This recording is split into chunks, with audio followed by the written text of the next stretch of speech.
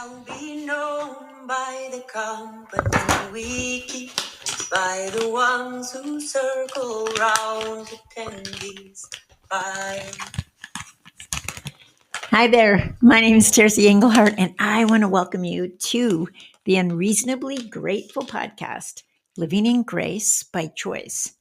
Trying to untangle my earpiece, my headphones here before I get started, and I wasn't doing a very good job of it. Yay, there we go.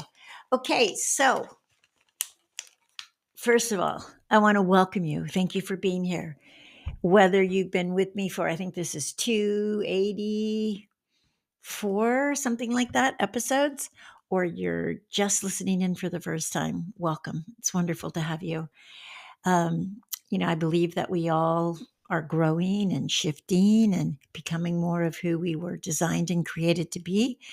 And that's the shared journey that we're on here together in this particular podcast, because I believe that we learn from one another along the way.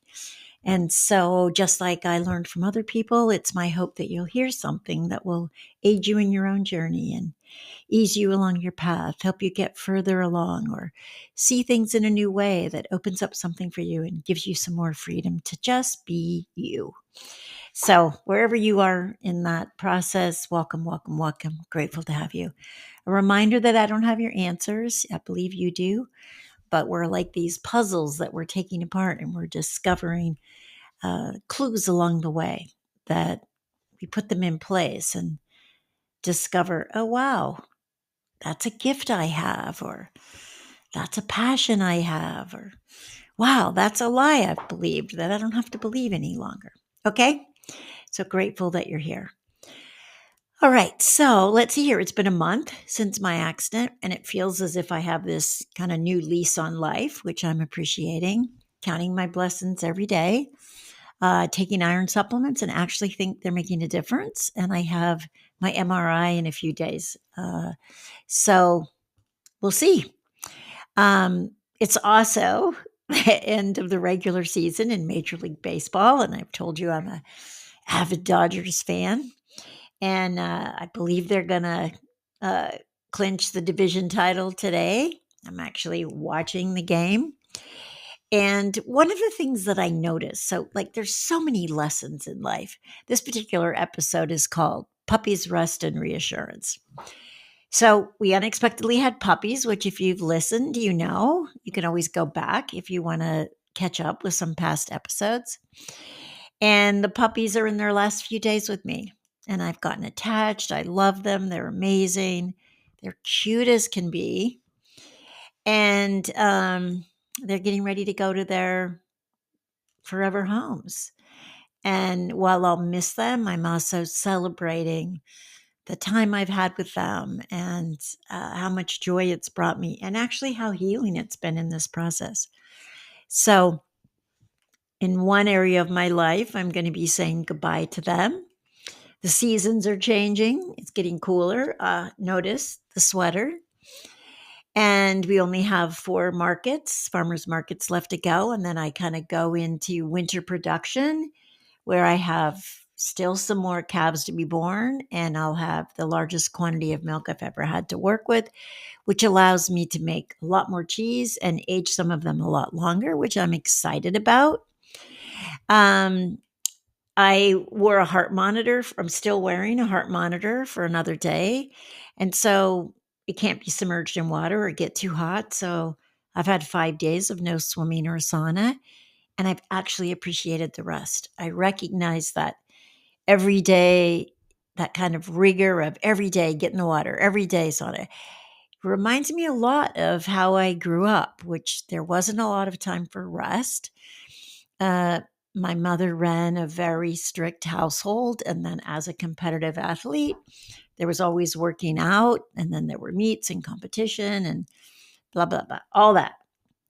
And I've actually appreciated this rhythm that I'm in. And because I've kind of made peace with imperfection or the ability to just let things be post-accident, I don't feel driven or I talked about I don't have this push to have to effort my way through everything. So in this freedom, I'm able to just relax and enjoy what is. And I'm grateful for that.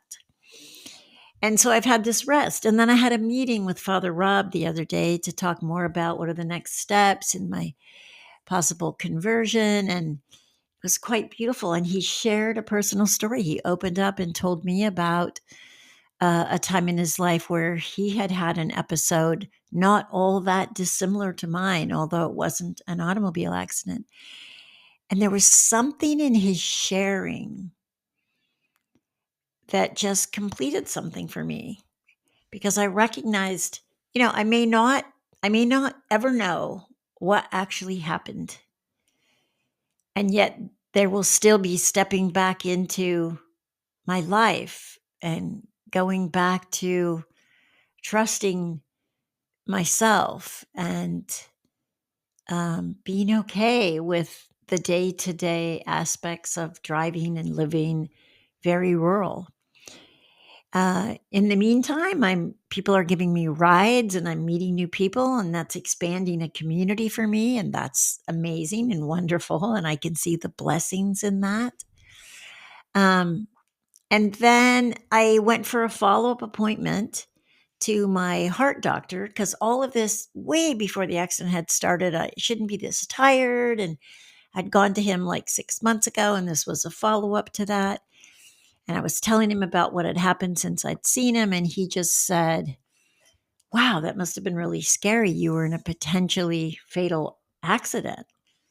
And I don't know. I mean, yes, I've had flashbacks of what could have been, but there was something in hearing someone say it that again had me just be so grateful, be so filled with appreciation for being kept safe and nobody else being hurt, and just continuing to count my blessings one breath at a time.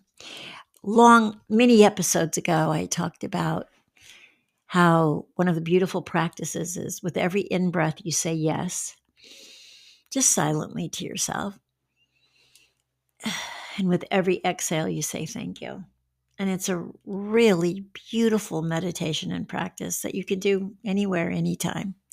So I encourage you to take that on. Just, yes, you're saying yes to life. And you're saying thank you for just another breath, another moment. And so I've kind of been returning to that as well. So what I want to share with you this week and what I'd love for you to take on is that daily practice of no matter what's going on, seeking and looking for the blessings in your life and giving thanks, because they're everywhere. They're everywhere, everywhere, everywhere. And sometimes they even show up in what occurs as misfortune or a mistake or, an error, something we didn't want to happen. And yet, for example, I didn't want to not be driving. And yet now I have people giving me rides and I'm meeting people I never would have met before.